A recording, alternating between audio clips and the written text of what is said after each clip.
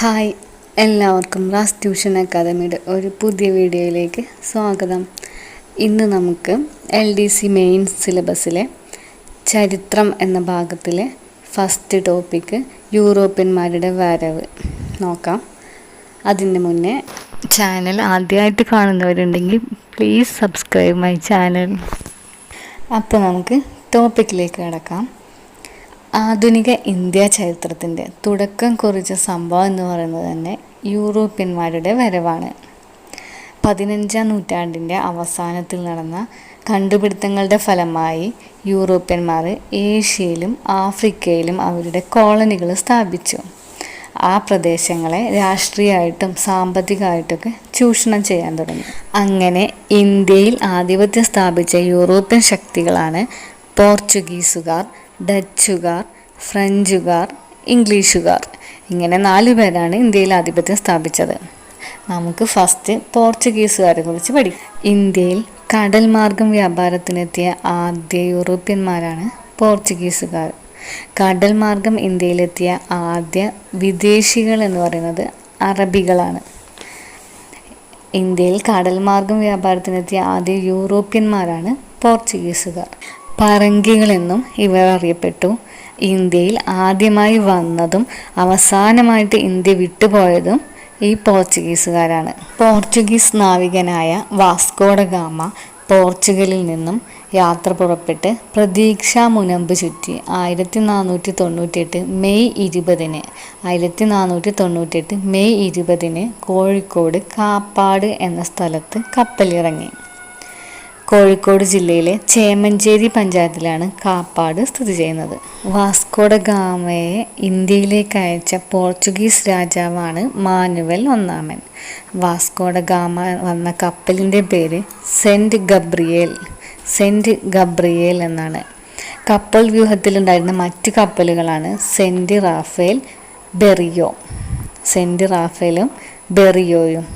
Vasco da Gama ഇന്ത്യയിലേക്കുള്ള ഈ യാത്ര ആരംഭിച്ചത് പോർച്ചുഗലിലെ ലിസ്ബണിൽ നിന്നായിരുന്നു. അത് 1497 പിന്നീട് അദ്ദേഹം തിരിച്ച് ലിസ്ബണിലേക്ക് മടങ്ങിയത് 1499. പിന്നീട് വീണ്ടും വാസ്കോ ഡ ഗാമ രണ്ടാമത് ഇന്ത്യയിലെത്തി. അത് 1502 രണ്ടാമത് എത്തിയത്. പിന്നീട് മൂന്നാമതും അവസാനത്തേതുമായിട്ട് ഇന്ത്യയിൽ വന്നത് 1524. വാസ്കോ ഡ ഗാമയുടെ ഭൗതിക ശരീരം അടക്കം ചെയ്തിരിക്കുന്ന പള്ളി സെൻറ്റ് ഫ്രാൻസിസ് പള്ളി കൊച്ചിയിലാണിത്. പിന്നീട് ഭൗതിക ശരീരം 1539 കൊച്ചിയിൽ നിന്നും പോർച്ചുഗലിലേക്ക് കൊണ്ടുപോയി. ഗാമയുടെ ഭൗതിക ശരീരം പോർച്ചുഗലിലെ ജെറോണിമസ് കത്തീഡ്രൽ എന്ന പള്ളിയിലാണ് അടക്കം ചെയ്തിരിക്കുന്നത്. ജെറോണിമസ് കത്തീഡ്രൽ. ഇന്ത്യൻ കടലുകളുടെ അഡ്മിറൽ എന്നറിയപ്പെടുന്നത് വാസ്കോ ഡ ഗാമയാണ്. പോർച്ചുഗലിലെ മാനുവൽ രാജാവ് ഇന്ത്യൻ മഹാസമുദ്രത്തിൻ്റെ കപ്പിത്താൻ എന്ന ബഹുമതി നൽകി ആദരിച്ചു. പേരിന് മുന്നിൽ ഡോം എന്ന പദവി ഉപയോഗിക്കാനും അദ്ദേഹം ഗാമയെ അനുവദിച്ചു. യൂറോപ്പും ഏഷ്യയും തമ്മിലുള്ള വ്യാപാര വാണിജ്യ ബന്ധത്തിനായിട്ടുള്ള ഒരു കടൽ മാർഗം കണ്ടുപിടിക്കപ്പെട്ടു എന്നതാണ് ഈ 1498 ഗാമയുടെ വരവ് കൊണ്ടുണ്ടായ പ്രാധാന്യം. വാസ്കോ ഡ ഗാമ കോഴിക്കോട് കാലുകുത്തിയപ്പോൾ സാമൂതിരിയായിരുന്നു അവിടുത്തെ ഭരണം നടത്തിയിരുന്നത്. വാസ്കോ ഡ ഗാമയുടെ പിൻഗാമിയായി ഇന്ത്യയിലെത്തിയ രണ്ടാമത്തെ പോർച്ചുഗീസ് നാവികനാണ് പെഡ്രോ അൽവാരസ് കബ്രാൽ. 1500 അത്. പെഡ്രോ അൽവാരസ് കബ്രാൽ കൊച്ചിയിലെ പണ്ടകശാല സ്ഥാപിച്ചത് ഈ അൽവാരസ് കബ്രാൽ ആയിരുന്നു. ഇന്ത്യയിലെ പോർച്ചുഗീസ് ചരിത്രം രേഖപ്പെടുത്തിയ വ്യക്തി ജെയിംസ് കോറിയ ആണ്. വാസ്കോ ഡ ഗാമ എന്ന സ്ഥലം സ്ഥിതി ചെയ്യുന്നത് ഗോവയിലാണ്. അടുത്ത പോർച്ചുഗീസുകാരനാണ് ഫ്രാൻസിസ്കോ ഡി അൽമേഡ. ഇന്ത്യയിലെ ആദ്യ പോർച്ചുഗീസ് വൈസ്രോയിയായി 1505 ഇദ്ദേഹം നിയമിക്കപ്പെട്ടത്. 1505 കണ്ണൂരിൽ സെൻറ്റ് ആഞ്ചലോസ് കോട്ട നിർമ്മിച്ചത് അൽമേഡയാണ്. ബ്ലൂ വാട്ടർ പോളിസി നയം, നീലജല നയം, അത് അൽമേഡയുടേതാണ്. ശക്തമായ ഒരു നാവികസേനയെ വളർത്തിയെടുത്ത് സമുദ്രത്തിൽ ആധിപത്യം സ്ഥാപിച്ച് അവരുടെ വ്യാപാരം നന്നാക്കിയെടുക്കുക, പുഷ്ടിപ്പെടുത്തുക എന്നുള്ളതാണ് ബ്ലൂ വാട്ടർ പോളിസി. 1509 അൽമേഡ ഇന്ത്യയിൽ നിന്നും തിരിച്ചുപോയി. അടുത്തത് ഇന്ത്യയിലെ രണ്ടാമത്തെ പോർച്ചുഗീസ് വൈസ്രോയി അൽബുക്കർക്ക്. ഇന്ത്യ ഭരിച്ച പോർച്ചുഗീസുകാരിൽ ഏറ്റവും ശക്തനായ ഭരണാധികാരിയായിരുന്നു ഇദ്ദേഹം. 1510 ബീജാപ്പൂർ സുൽത്താനായിരുന്ന ആദിൽ ഷായിൽ നിന്നും ഗോവ പിടിച്ചെടുത്ത് പോർച്ചുഗീസുകാരുടെ ആസ്ഥാനമാക്കി മാറ്റിയത് അൽബുക്കർക്കാണ്.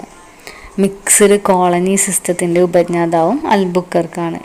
ഇന്ത്യൻ സ്ത്രീകളെ വിവാഹം ചെയ്യാൻ പോർച്ചുഗീസുകാരെ പ്രേരിപ്പിച്ചത് അൽബുക്കർക്കാണ്.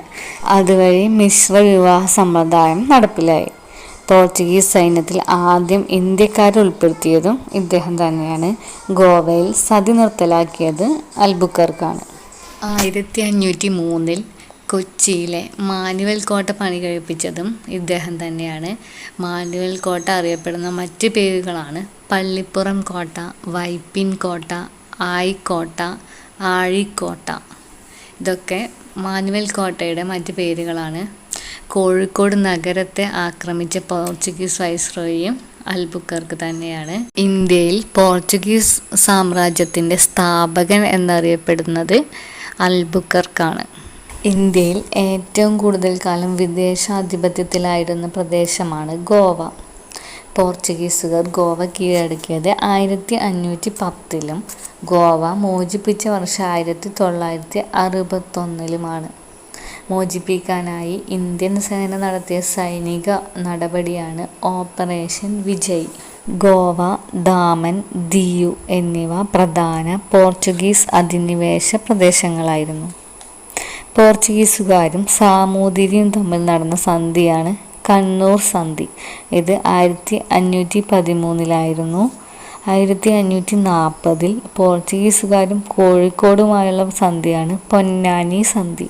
കരമാർഗം ഇന്ത്യയിലെത്തിയ ആദ്യ പോർച്ചുഗീസുകാരനാണ് പിയരി ഡി കുവിൽഹോ. 1456 ഇന്ത്യയിലെത്തിയത്. കേപ്പ് ഓഫ് ഗുഡ് ഹോപ്പ് പ്രതീക്ഷാ മുനമ്പ് ചുറ്റി സഞ്ചരിച്ച ആദ്യ വ്യക്തിയാണ് Bartolomeu Dias. Cape of Good Hope എന്നറിയപ്പെടുന്നത് ആഫ്രിക്കൻ വൻകരയുടെ തെക്കേ അറ്റത്തുള്ള ഒരു മുനമ്പാണ്. കാർട്ടസ് വ്യവസ്ഥ നടപ്പിലാക്കിയത് പോർച്ചുഗീസുകാരാണ്. ഇന്ത്യൻ സമുദ്രത്തിലൂടെ യാത്ര ചെയ്യുന്നതിന് മറ്റു കപ്പലുകൾക്ക് മേൽ പോർച്ചുഗീസുകാർ ചുങ്കം ഏർപ്പാടാക്കിയിരുന്നു. ഇതിനെയാണ് കാർട്ടസ് വ്യവസ്ഥ എന്ന് പറയുന്നത്. കേരളത്തിലെ പോർച്ചുഗീസ് അതിക്രമങ്ങളെക്കുറിച്ച് സൂചന നൽകുന്ന കൃതിയാണ് തുഹഫത്തുൽ മുജാഹിദീൻ. ഇനി 2 വർഷങ്ങൾ ഓർത്തേക്കാണ്ട് ഉദയംപേരൂർ സുന്നഹദോസ് 1599 കൂനൻ കുരിശ് പ്രതിജ്ഞ നടന്നത് 1653 ഗോവയിലെ ആർച്ച് ബിഷപ്പായിരുന്ന അലക്സിസ് ഡി മെനസീസിൻ്റെ അധ്യക്ഷതയിൽ 1599 ഉദയംപേരൂർ മാർത്താമറിയം പള്ളിയിൽ വെച്ച് നടന്ന ചരിത്രപ്രസിദ്ധമായ സമ്മേളനമാണ് ഉദയംപേരൂർ സുന്നഹദോസ്. ഈ സമ്മേളനത്തോടെയാണ് കേരളത്തിലെ ക്രൈസ്തവ സഭ ബാബിലോണിയൻ പത്രിയാർക്കീസിൻ്റെ ആധിപത്യത്തിൽ നിന്നും റോമിലെ പോപ്പിൻ്റെ ആധിപത്യത്തിലായി മാറിയത്. കേരളത്തിലെ ക്രൈസ്തവ സഭ, അതായത് സുറിയാനി സഭയാണ് ബാബിലോണിയയിലെ പാത്രിയാർക്കീസിൻ്റെ ആധിപത്യത്തിൽ നിന്നും റോമിലെ പോപ്പിൻ്റെ ആധിപത്യത്തിലായത്. അടുത്തത് കൂനൻ കുരിശ് പ്രതിജ്ഞ 1653 ബാബിലോണിയയിൽ നിന്നും വന്ന സുറിയാനി ബിഷപ്പായ അഹുല്ലയെ പോർച്ചുഗീസുകാർ വധിച്ചതിൽ ക്ഷുഭിതരായി സുറിയാനി ക്രിസ്ത്യാനികൾ മട്ടാഞ്ചേരി പള്ളിയിൽ ഒത്തുകൂടി.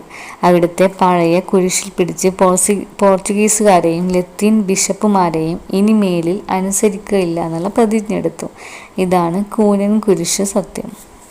ഇനി നമുക്ക് ഇന്ത്യയിലെ പോർച്ചുഗീസുകാരുടെ സംഭാവനകൾ എന്തൊക്കെയാണെന്ന് നോക്കാം. ഇന്ത്യയിലെ ആദ്യ അച്ചടിശാല ഗോവയിൽ സ്ഥാപിച്ചത് പോർച്ചുഗീസുകാരാണ്. ഇന്ത്യയിൽ അച്ചടിക്കപ്പെട്ട ആദ്യ പുസ്തകമാണ് സെൻറ്റ് സേവ്യറുടെ നേതൃത്വത്തിൽ തയ്യാറാക്കിയ ഡോക്ട്രീന ക്രിസ്റ്റീന. കോട്ടകൾ നിർമ്മിക്കുന്നതിൽ സമ്പ്രദായം ഇന്ത്യയിൽ വ്യാപകമായത് പോർച്ചുഗീസുകാരുടെ വരവോടെയാണ്. പോർച്ചുഗീസുകാർ ഇന്ത്യയിൽ നിർമ്മിച്ച ആദ്യ കോട്ടയാണ് കൊച്ചിയിലെ മാനുവൽ കോട്ട. 1503 നിർമ്മിച്ചത്. യൂറോപ്യന്മാർ ഇന്ത്യയിൽ നിർമ്മിച്ച ആദ്യ കോട്ടയാണ് മാനുവൽ കോട്ട. കുഞ്ഞാലി മരക്കാരുടെ ആക്രമണം നേരിടാനായി ബേപ്പൂർ പുഴയുടെ തീരത്ത് 1530 ചാലിയം കോട്ട നിർമ്മിച്ചതും പോർച്ചുഗീസുകാരാണ്. സാമൂതിരിയുടെ കഴുത്തിലേക്ക് നീട്ടിയ പീരങ്കി എന്നറിയപ്പെടുന്ന കോട്ട ചാലിയം കോട്ടയാണ്. ചാലിയം കോട്ട പണിതത് പോർച്ചുഗീസ് ഗവർണറായ കുൻഹായാണ്. പോർച്ചുഗീസ് രാജകുമാരി കാതറിനെ ഇംഗ്ലണ്ടിലെ ചാൾസ് രാജകുമാരൻ വിവാഹം കഴിച്ചപ്പോൾ സ്ത്രീധനമായി നൽകിയ ഇന്ത്യൻ പ്രദേശമാണ് മുംബൈ. ഇന്ത്യയിലെ ആദ്യ യൂറോപ്യൻ സ്കൂൾ കൊച്ചിയിൽ സ്ഥാപിച്ചതും പോർച്ചുഗീസുകാരാണ്. മട്ടാഞ്ചേരിയിലെ ആദ്യ ജൂതപ്പള്ളി സ്ഥാപിച്ചതും പോർച്ചുഗീസുകാരാണ്. പോർച്ചുഗീസുകാർ കേരളീയ മാതൃകയിൽ കൊച്ചി രാജാവായിരുന്ന വീര കേരളവർമ്മയ്ക്ക് പണിതുകൊടുത്ത കൊട്ടാരമാണ് മട്ടാഞ്ചേരി കൊട്ടാരം. ഈ കൊട്ടാരം ഡച്ചുകാർ പുതുക്കി പണിതതിനാൽ ഡച്ച് കൊട്ടാരം എന്നറിയപ്പെടുന്നുണ്ട്. പോർച്ചുഗീസുകാർ ഇന്ത്യയിൽ നിർമ്മിച്ച ആദ്യ പള്ളിയാണ് സെന്റ് ഫ്രാൻസിസ് ചർച്ച്. ചില പദങ്ങൾ മലയാളത്തിലേക്ക് സ്വീകരിച്ചത് പോർച്ചുഗീസുകാരിൽ നിന്നുമാണ്. മേസ്തിരി, മേശ, കസേര, ബെഞ്ച്, വാതിൽ, വരാന്ത, കുഷിനി, റാന്തൽ, ഫാക്ടറി, മുറം, പതക്കം, വിജാഗിരി, ലേലം, കുമ്പസാരം, അൾത്താര, അലമാര, സെമിത്തേരി, കൊന്ത, ചായ, കപ്പിത്താൻ, പറങ്കി ഇവയൊക്കെയാണ്. അതുപോലെ കാർഷിക ഉൽപ്പന്നങ്ങളായ മുളക്, പപ്പായ, പൈനാപ്പിൾ, കശുവണ്ടി, പേരക്ക, പുകയില, മരച്ചീനി ഇവയൊക്കെ ഇന്ത്യയിലേക്ക് കൊണ്ടുവന്നത് പോർച്ചുഗീസുകാർ. യൂറോപ്യന്മാരുടെ വരവ് എന്ന ടോപ്പിക്കിലെ അടുത്ത ഭാഗവുമായി പുതിയ വീഡിയോയിൽ കാണാം.